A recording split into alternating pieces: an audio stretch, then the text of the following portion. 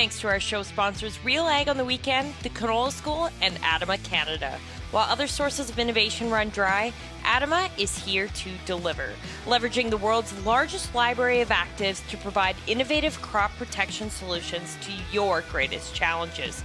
We're all in on you. Talk to your ADAMA sales rep today.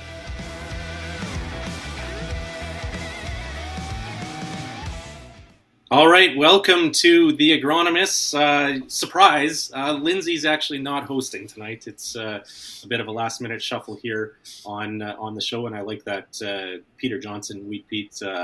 Yeah, we can let's blame Lyndsey still that the show is starting late.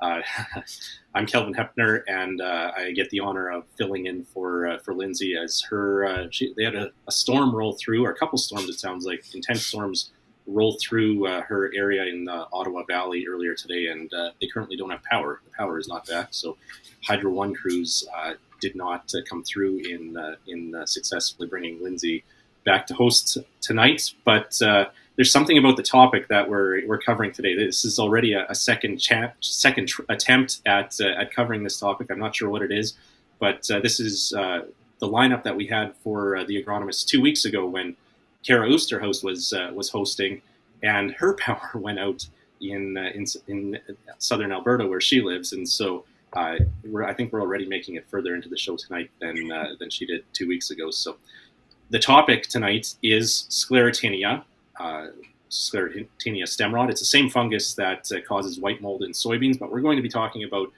this disease and other diseases from a canola perspective when it comes to prevention, management, spraying decisions, mitigation, all those types of aspects around Sclerotinia in canola. And so looking forward to our conversation. And before I bring our guests in, I should note, if you are looking for CEU credits, if you collect CEU credits, make sure to visit realagriculture.com/agronomists tomorrow to claim those. You can fill out the info and claim your CEU credits for watching this evening's show.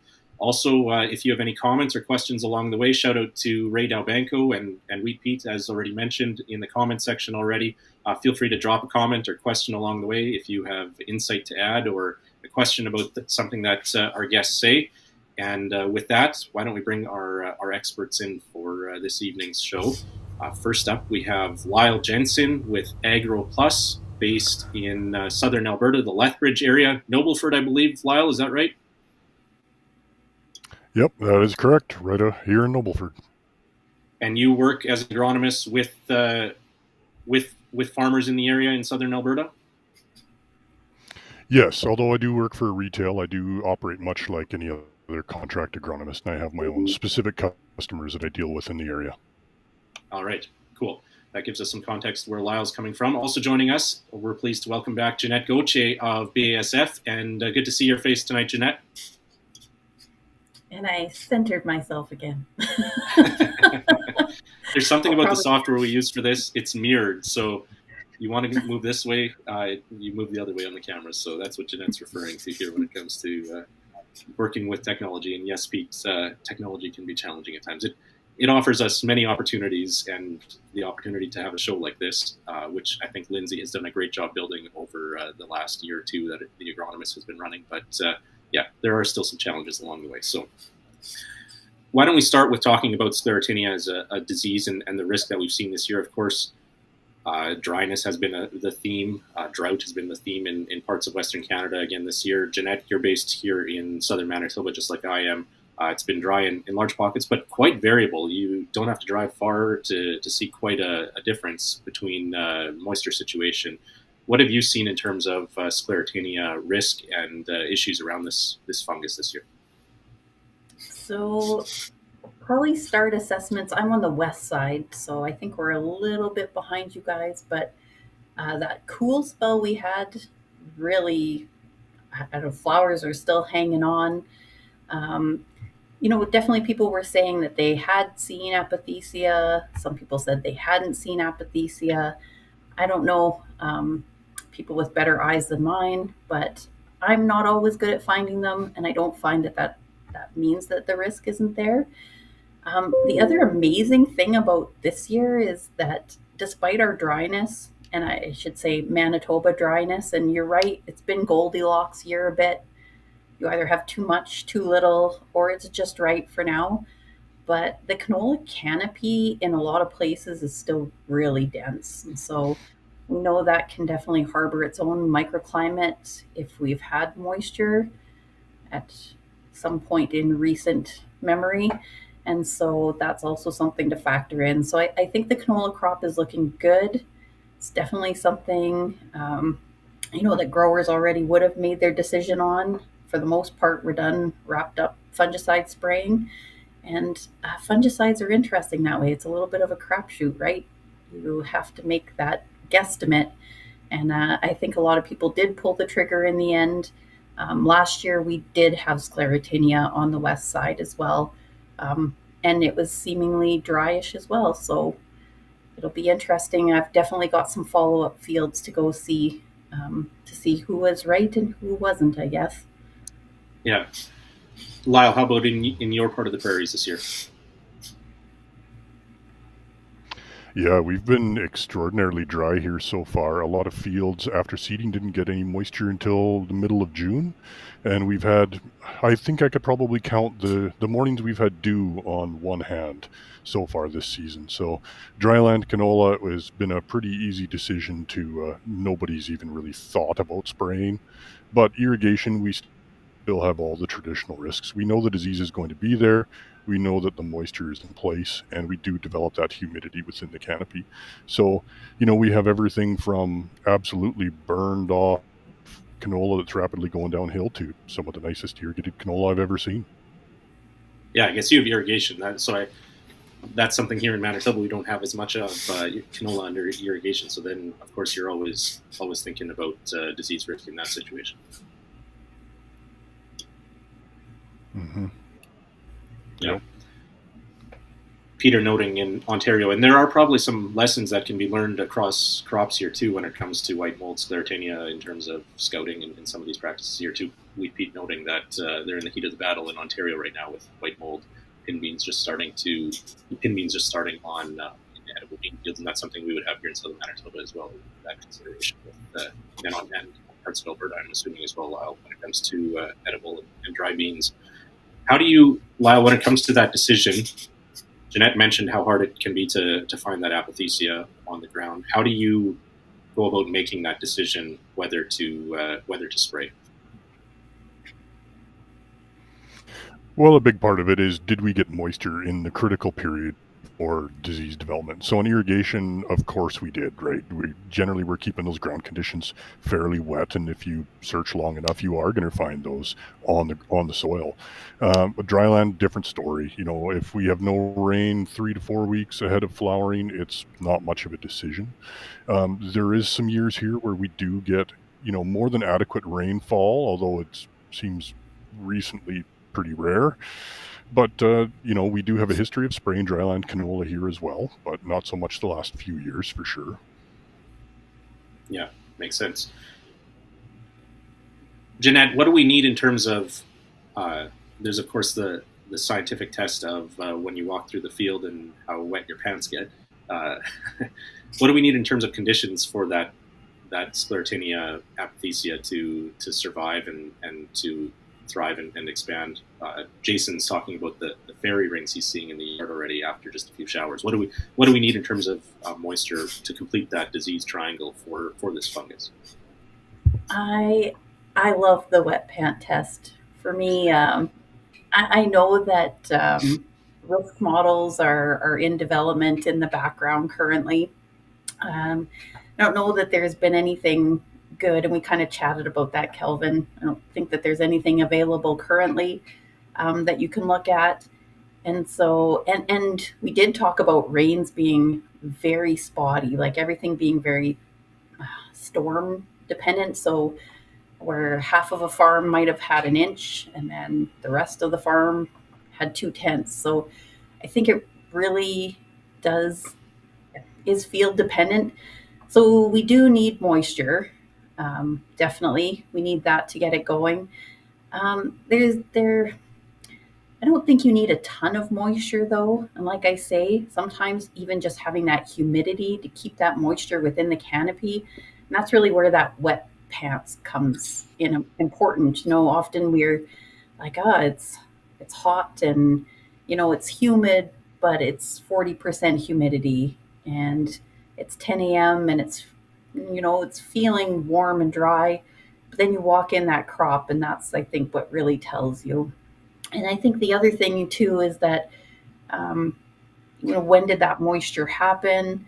So is it closer to the crop? And then the other thing to think about too is that some places we're getting smaller shots, but consistent shots of moisture. And so while it seemed like not much moisture at the time, often this adds up. And again, I think really looking back into that canopy and seeing what the moisture is in that canopy is probably the biggest factor.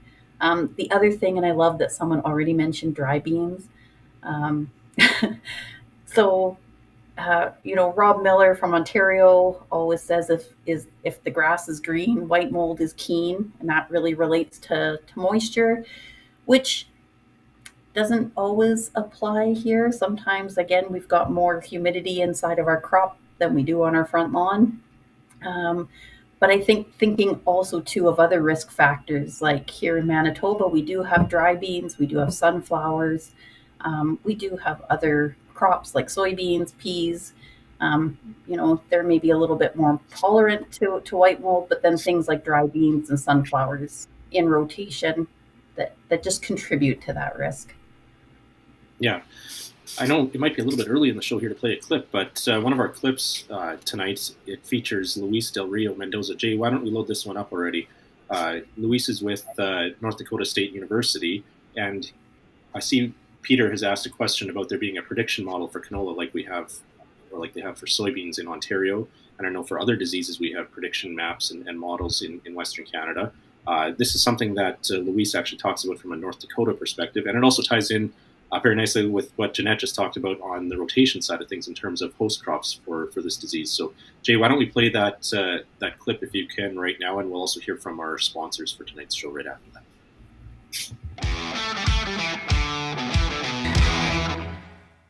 So, if we space the times in between canola crops, like say canola, then wheat, and then barley or another grass, that way we are buying time for the sclerotia to just die down, okay? The sclerotia that has been on the ground for 4 years or 3 years is going to be weakened. It's going to be incapable of producing enough amounts of spores, and that's how crop rotations can help us. But the other way that we can optimize management of the disease is trying to estimate the risk of infection. Now, the main factors that contribute to the risk of infection are precipitation and temperature. So if you have a weather station, you can collect information from that and then use that information and data that you can obtain in a field to develop programs that could estimate the risk. We have done that at one point back in North Dakota, and now we are producing this type of maps. In this map, we are using color-coded images to reflect risk. So the red one is high risk, the green is low risk, the intermediate is basically in between. But in addition to that, we are providing growers now with a risk calculator that includes a series of questions so that the grower can provide some input that is specific for their own fields and then combine that with the general risk of this area and obtain then a more tailored information for their fields. This risk map estimator is available through apps that can be open in cell phones, so growers can use it.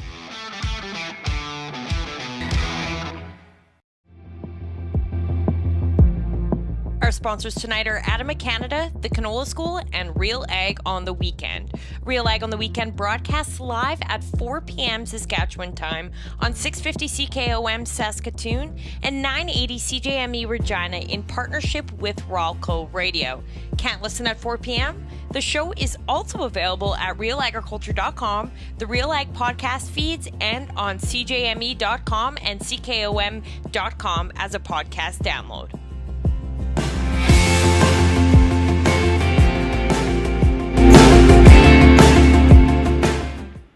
All right, so there we go. In North Dakota, they have a model. I know the Canola Council of Canada is working on something when it comes to Sclerotinia as well, and I think some companies as well, BASF might be as well, Jeanette, when it comes to these prediction models that Wheat Pete was asking about. Lyle, do you use any tools in terms of predicting conditions, the environment, whether the environment has been right for that apothecia to germinate, or for the sclerotia to germinate, I should say? This is where Lyndsey would be better at explaining the technical side of this, asking the technical questions. The sclerotia to germinate to produce that apothecia. Do you use any tools for that, Lyle? Nothing digital or anything like that. Just the old Mark 1 eyeballs, I suppose, for spotting anything out in the field. Dryland this year, I mean, it was a pretty easy decision, but irrigation, we don't need a tool to tell us that we're pretty much always going to have enough moisture and enough ground cover on canola. Yeah, I guess it's pretty black and white in that situation. I should note that Lyndsey is in the comments. The power is back on in Kinburn, she says. Speaking of spotty showers, they just had 2 big downbursts west of Ottawa. I guess that was enough to take the power out. So, and Jason also commenting about soil moisture in Manitoba, questioning whether we're still at a deficit. And I know we've talked about how spotty it can be, the moisture situation, and even just, I guess, heavy dews for a few days in a row could be enough for it to survive. And if you do the wet pants test, that's where I guess that comes into play. But Jason commenting that he feels that there are still areas where there wasn't enough moisture to germinate that sclerotia. Question from Lyndsey for Lyle. Under irrigation, do you turn off the pivots during that peak flower period? I guess that's a good question. No. You know, I get that phone call usually at least a couple times a year, and I think it was more true, 10, 15, even 20 years ago when pivots were still using a lot of impulse sprinklers. They would quite commonly knock a lot of flowers off. And I mean, we do still knock some flowers off with our modern sprinkler packages, but it's not nearly the concern that it was before. As far as disease development, it usually starts, a couple weeks before flowering in order for that spore release at that critical time. So I don't think, sprinkling at flower timing is going to really affect disease very much, other than just maybe increasing petal fall a little bit. Okay. What about, you alluded to it already, Jeanette, crop rotation, other host crops, sunflowers. Wheat Pete called it a magnet, I believe it was, for Sclerotinia. Sunflowers are a magnet for Sclerotinia. How do you work that into the risk decision, Jeanette, when it comes to figuring out whether it could be a problem for you in a field? Yeah, I'm probably more with Jason. I just feel like we are either in areas where it's pretty heavy wheat canola, or when we do have a more of a rotation, more options, other crops to go into, often it's still broadleaf cereal, right? So I don't feel like it's the same type of break you get for, say, blackleg or something that's more crop specific or specific to canola. So, and again, some things are a little bit more tolerant. I mean, we're less likely to see white mold in soybeans here in Manitoba than, say, Ontario, unless conditions are really wet. But again, just knowing what is in the rotation. But then I'm with Jason. I think it depends more. We probably did have canola within the last 3 to 4 years on most farms, and then other broadleaf crops. And so I just feel like if the conditions are there, and he's probably right. I think in the east you guys have been a little bit drier, even last year. Whereas last year I do feel like even out west, and then this year the storm path seems to track through a corner of Saskatchewan and then along the same path in Manitoba. And so, yeah, if you do have just a little bit of moisture to get it started, that's really all we need, right? It's a one well-timed rain and then that humidity in the canopy. Here's a question from Peter here for you, Lyle. Isn't moisture with petal drop in the crop what is crucial for infection? Are you relying on fungicides to overcome that at that time, or what's your response to Peter's question? It is, but also Oh, sorry, the leg is getting me here. It is very crucial, of course, like it is part of that disease development. But the canola is also going into peak flower timing and needs a lot of moisture. And especially when we can't rely on rain here, like I think we've gotten like 40 mils since December, you know, we need a lot of water on that canola. If we fall behind at flower timing, we will never catch up because a lot of the time, a lot of our pivots we're only putting down, 3/4 of an inch at a time. It goes by pretty quick. Yeah. How much do you rely on genetics or factor genetics into the decision process that when you're working with growers? Lyle?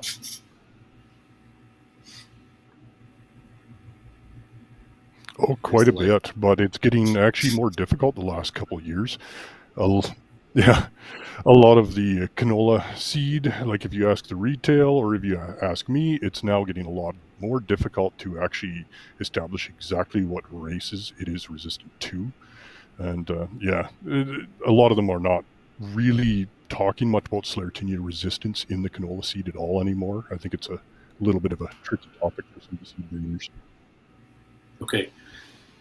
Would you in the past, do you think there's been change or more diversity introduced in terms of the races of Sclerotinia that we're dealing with? Or would a model such as what we're moving towards with blackleg when it comes to understanding races and matching up genetics against it, what Australia has been doing, do you think something like that is a direction that we should move in with canola and Sclerotinia?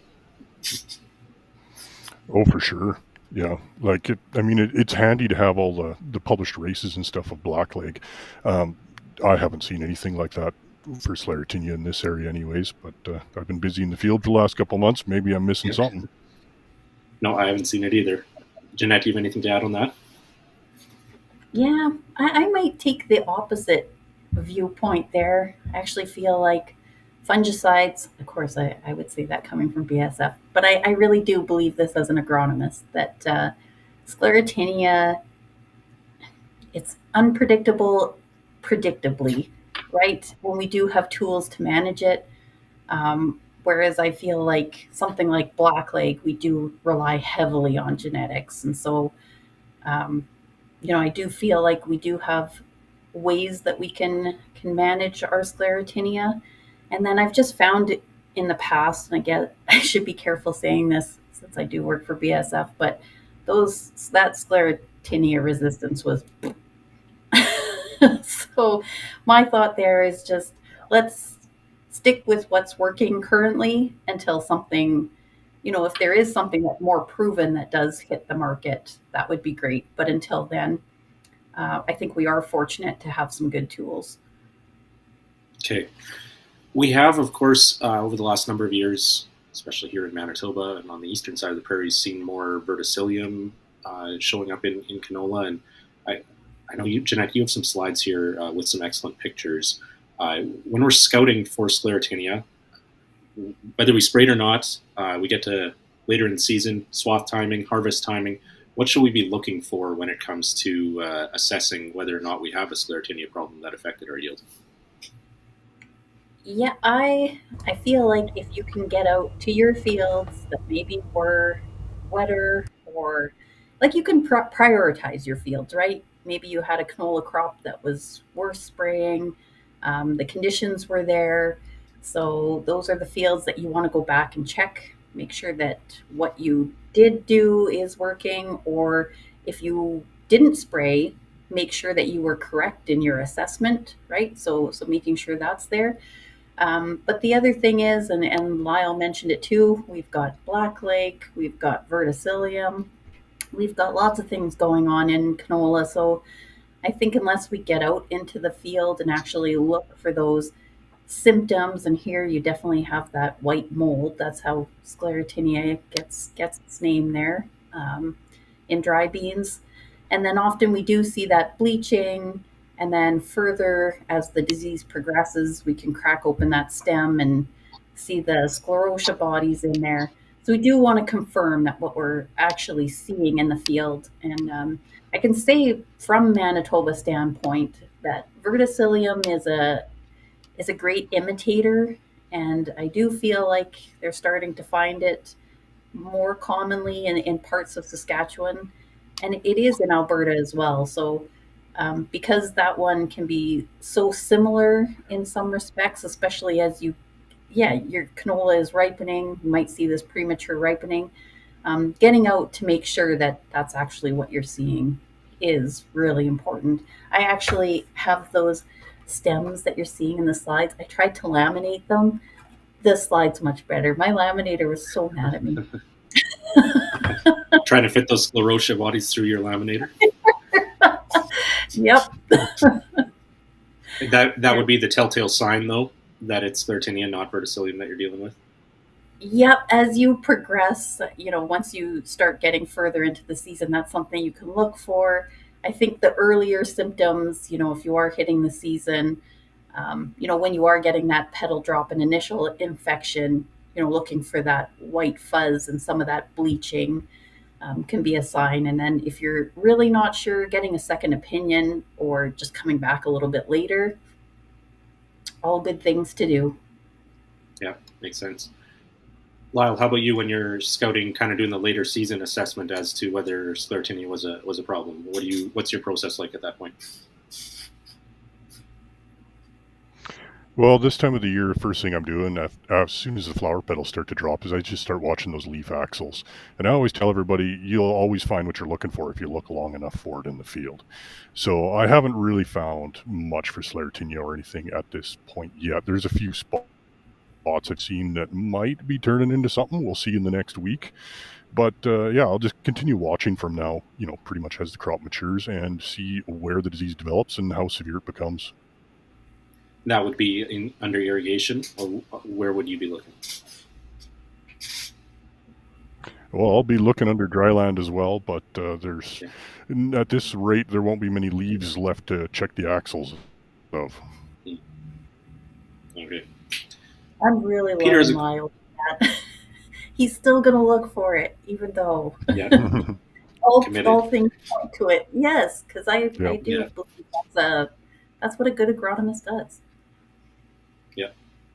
Good point, Jeanette. Peter has another question here about provincial trials for evaluating genetics for Sclerotinia, and I believe the canola performance trials look at blackleg and clubroot susceptibility, or their ratings for those, but I'm not sure about Sclerotinia. I don't think Sclerotinia is on the list.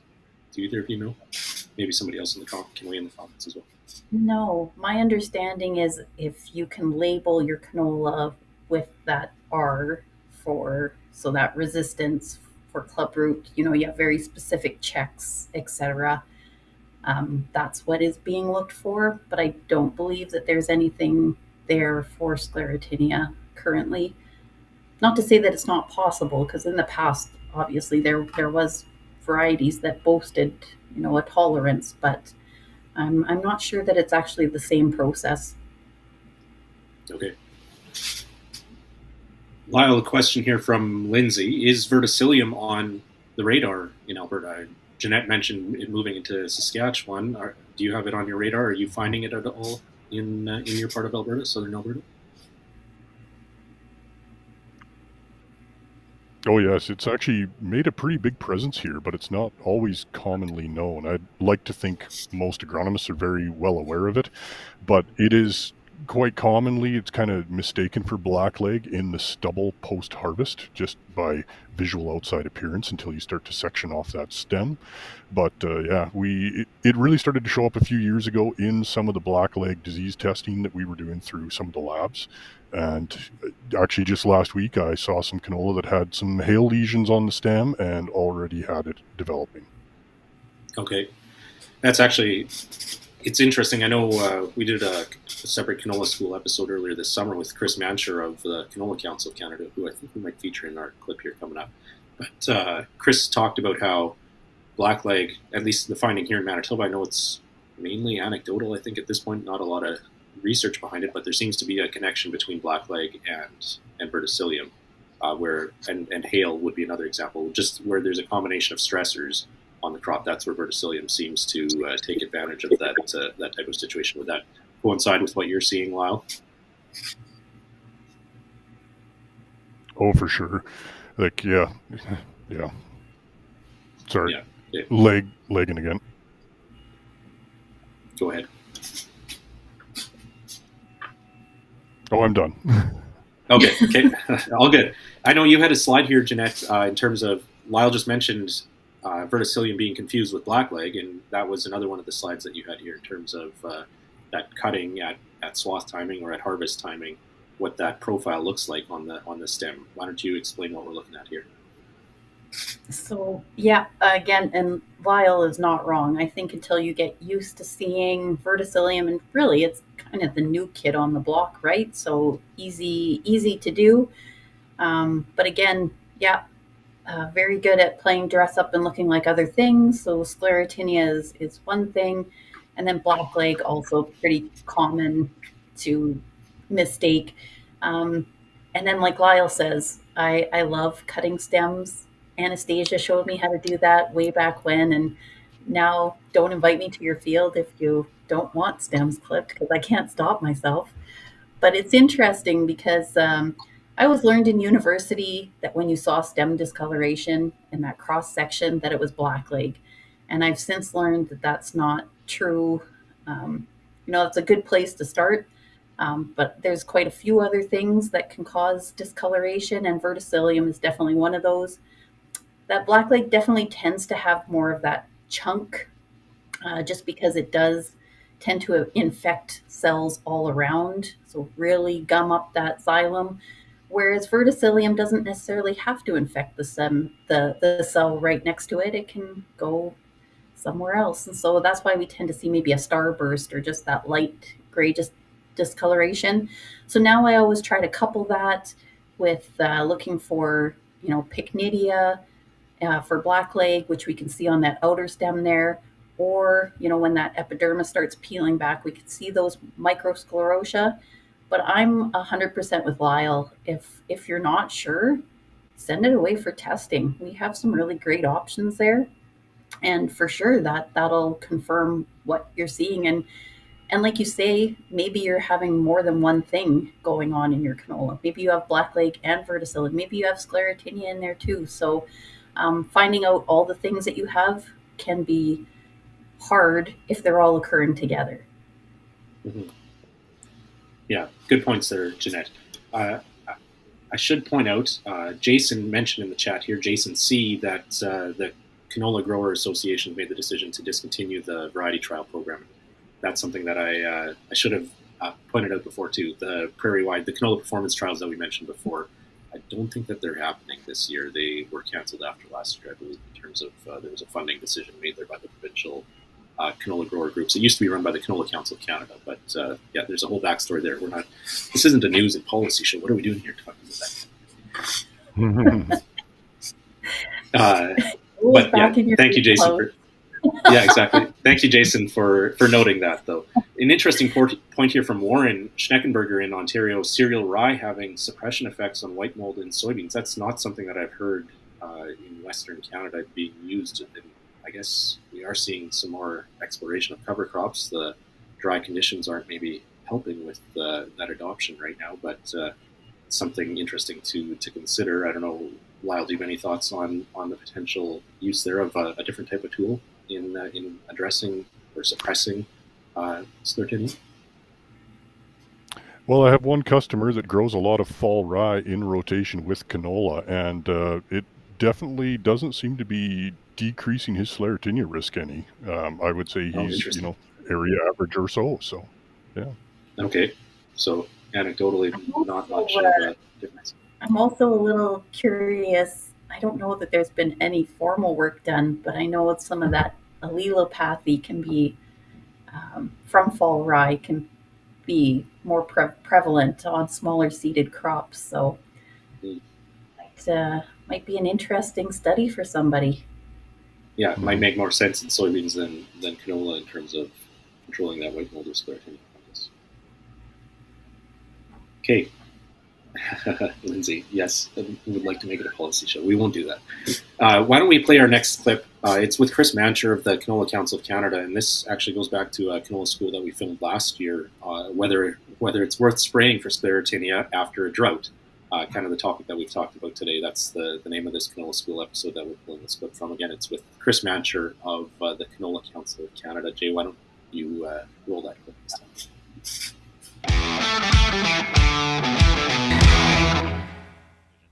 Yeah, so in the weeks leading up to your fungicide timing, definitely keep an eye on how much precipitation you're receiving.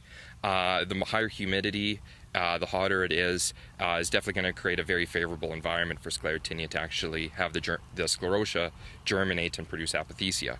So looking at both of the past precipitation in your area, as well as looking at the forecast in the near future for precipitation, is going to be major factors for that environment, for that pathogen to be at its most serious implications. There's also the very scientific method of walking through the field and judging how wet your pants get. Yeah, so definitely looking at your kind of overall climate and environment and weather, but you also have to kind of think about that microclimate within the canopy. Those humid conditions brought on by this lush, dense canopy of canola, and just walking through and having wet pants is usually a great indicator that the opportunity for that apothecia to actually germinate and spread spores is at its most. Okay.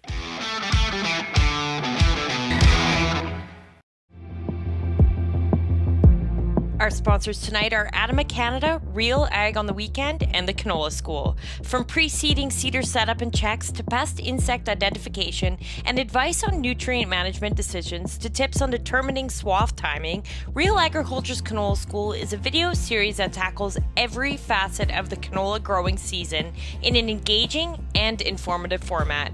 The Canola School is made possible through sponsorship by BASF Canada and Invigor Hybrid Canola. Find out more at canolaschool.com.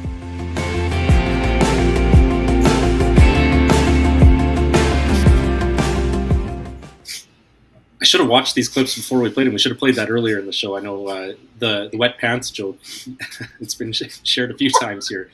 A good comedian doesn't do that, doesn't share the same joke multiple times. You're still a funny guy. Yeah. Yeah, the scientific method of the wet pants test, that's one of the main talking points, I guess, I have with Sclerotinia, but I think that point's been made now.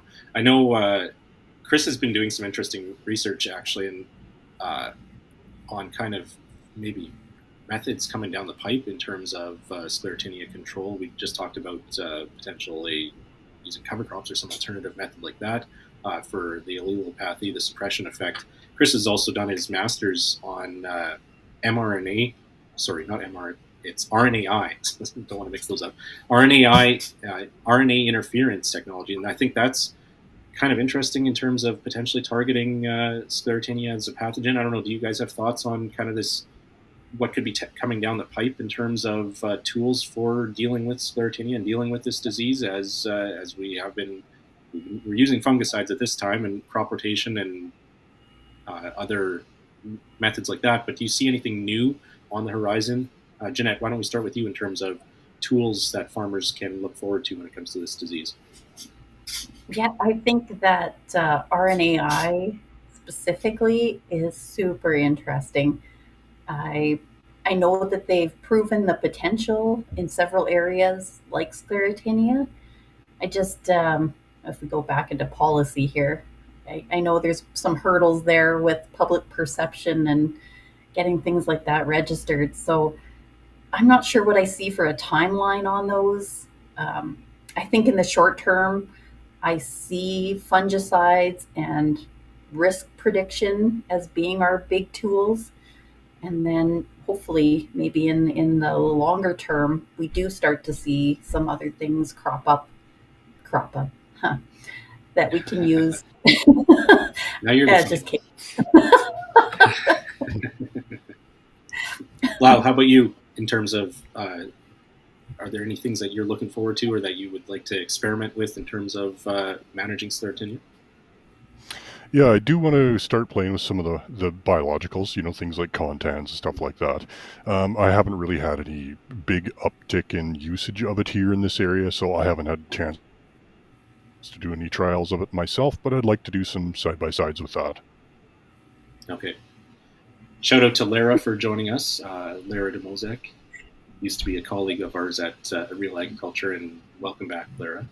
And yes, Lyle, what was the temperature in your part of Alberta today? Lara says the truck temperature gauge shows 38. What's the temperature in your area? I gave up sweeping for Lygus when it was 36 degrees. Wow. Yeah, that won't help with the flowering situation and on that dryland canola in southern Alberta. No, it's burning up pretty quick. Lyndsey Notes Contents has been around for a while already. Where has it been, or if it works, why aren't we seeing adoption of it, or do you think it's there are still new situations where it could be applied? Not to single out a specific product, but I guess biologicals in general. Yeah, I mean, like I said, I haven't had a chance to really use it myself, so as far as the effectiveness of it goes, I suppose that's up in the air as far as I'm concerned, but I'd like to give it a try. Yeah. Peter asks about temperatures. What's the preferred temperature range for Sclerotinia or white mold? I assume higher temperature means higher evaporation rates, less humidity in the canopy. Jeanette, do you have any comments on temperature there? Yeah, I no Holly Dirks in here, so I can't give you exacts, but it definitely likes warm to too hot. I don't know. That's my definition of hot, though, but not too hot. Like 30. This is probably too much for it. I have one fly in here. So yeah, and besides, I think we're at the point. I can't speak for Alberta, but I feel like the rest of the West, Manitoba was probably the last one seeding, and then I'm in North Dakota today, and it looks like they're pretty similar, but we're on the tail end of flowering here now. So yeah, this hot shouldn't do us too much damage, I don't think. Okay. When we look at, I guess, new ideas, what about zone spraying or spot spraying for Sclerotinia, or maybe other diseases might be more suitable? I'm not sure. I haven't thought through that process, but variable fungicide application using cameras and sensors and those types of things. Lyle, is that something that you see potentially having an ROI for your growers?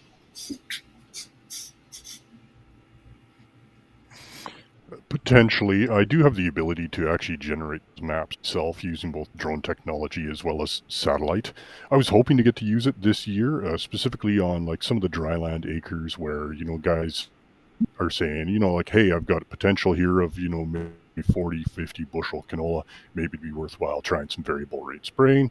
But unfortunately, those fields never really materialized on dryland canola this year, and a lot of the irrigation growers would more likely just spray the whole field.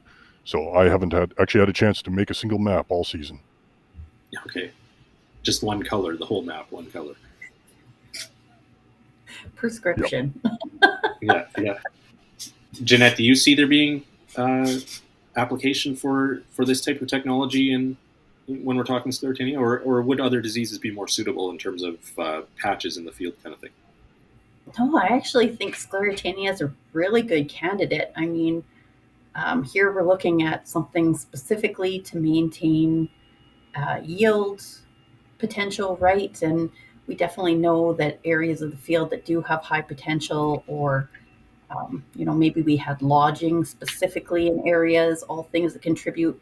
Whereas sometimes I think of something like Fusarium head blight, you're worried about your yield, but you're also worried about quality. So that's a little bit harder to make a prescription map.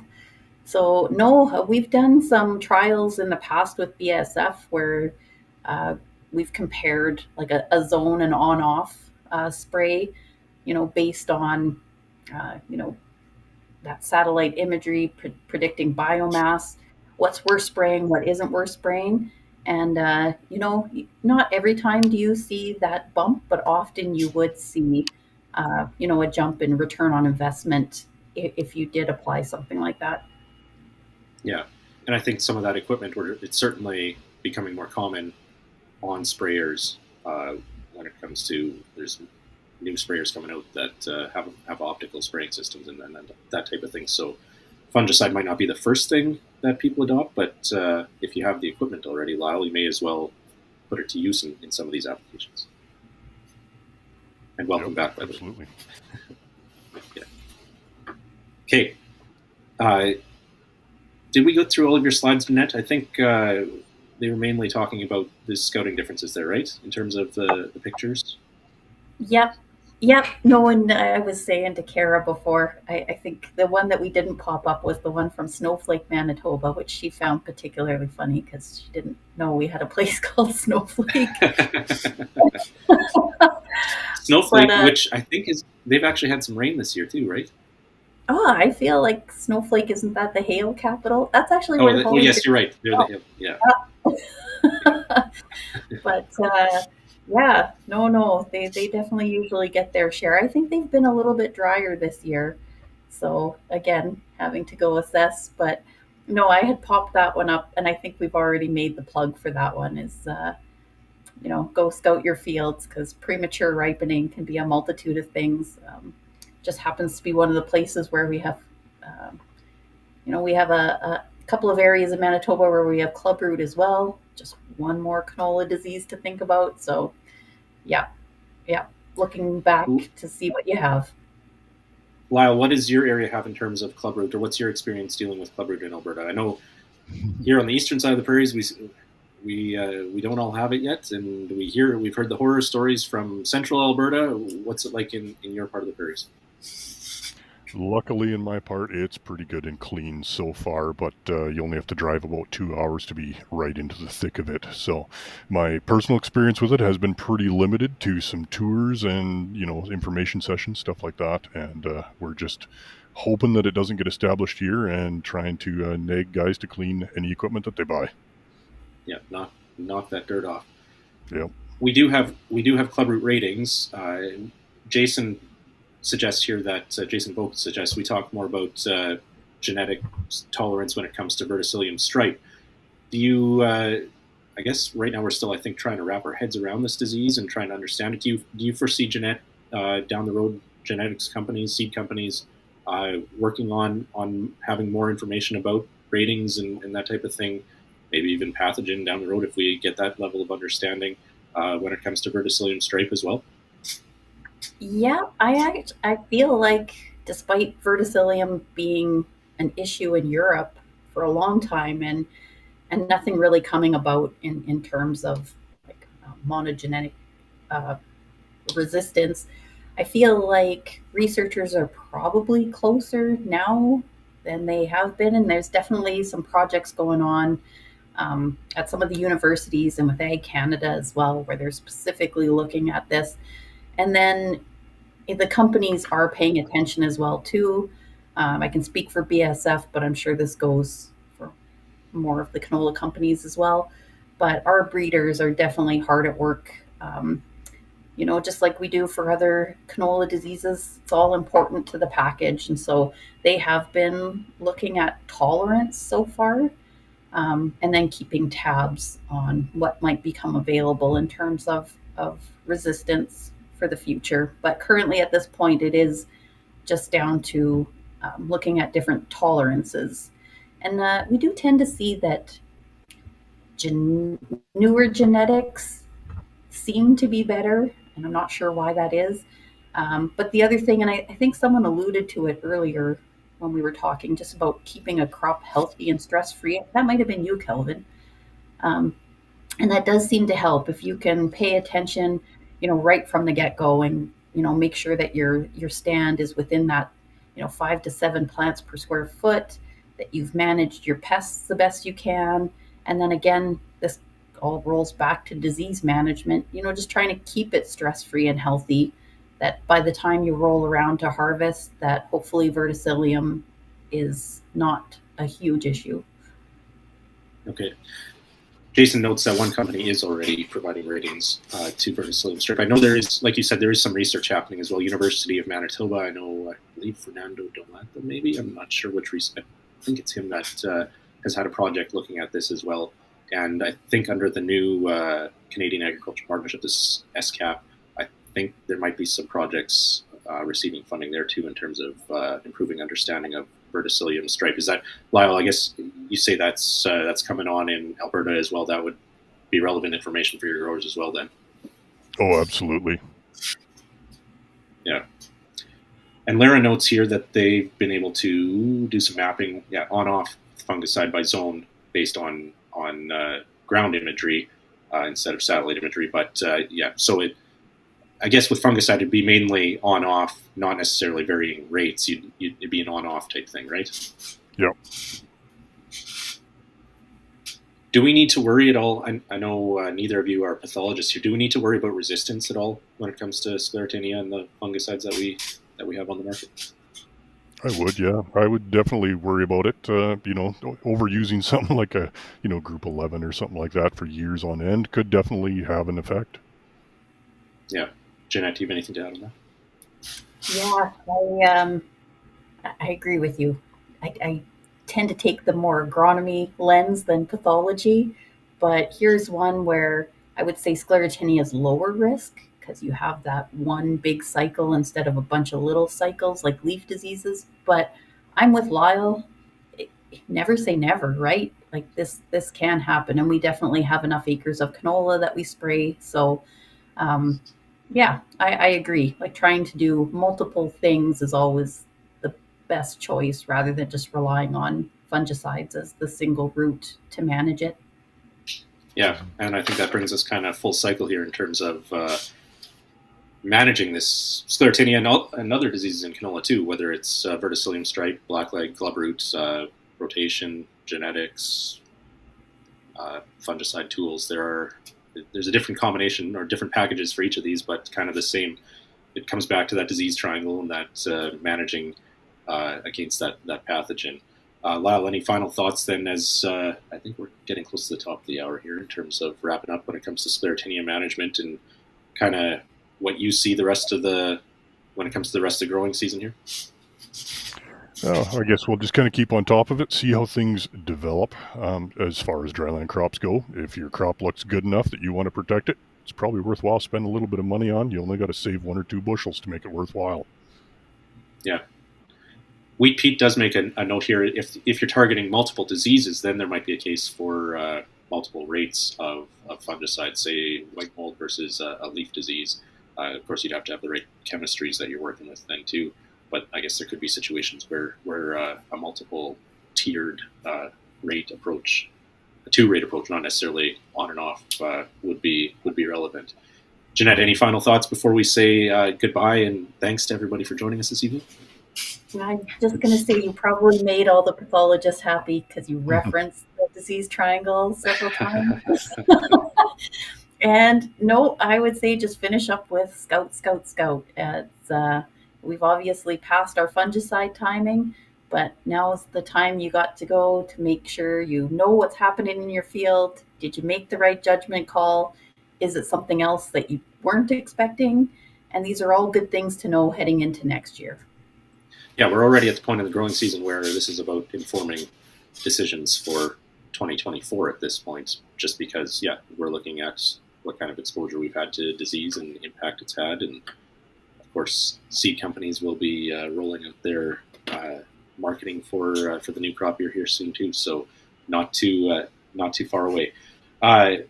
With that, and I mentioned, I think Warren mentioned in the chat before, he's harvesting wheat. So wheat harvest underway in southern Ontario, and here in Manitoba. I was actually working on the combine when Lyndsey messaged earlier that we might need a different host today. So thank you all for joining us this evening, and thanks for putting up with me as the host, a less knowledgeable agronomist or less knowledgeable agronomy expert than Lyndsey. So, and of course, thanks to both Lyle Jensen of Agro Plus and Jeanette Gaultier of BASF for doing a great job as our expert panel on this topic. Certainly relevant across Western Canada as we continue to deal with this common disease in canola and some of these other diseases that are up and coming, like Verticillium stripe as well. Thank you both, Lyle and Jeanette, for joining us today. Awesome. Yeah, thanks for having me. Sorry about the lag. I don't know if it's your fault there. And there's Jeanette's signature phrase. If you watch any agronomy school on Real Agriculture that Jeanette's on, it usually ends up with a good awesome at the end. So awesome show today, everyone. Thank you for joining us. And again, if you are looking for CEU credits, check out realagriculture.com/agronomists /agronomists tomorrow. The agronomists will of course be back next Monday evening, hopefully with Lyndsey hosting next week, 8 p.m. Eastern, 6 p.m. Mountain time. It's hard to believe next week it's going to be July 31st already on Monday night. But thank you again for joining us today. Again, you can find more on the Canola School series on realagriculture.com when it comes to dealing with Sclerotinia and canola. And the Soybean School series, of course, has plenty of content around, and Wheat Pete's word, around white mold in soybeans. So thank you all for joining us, and have a great rest of your evening tonight.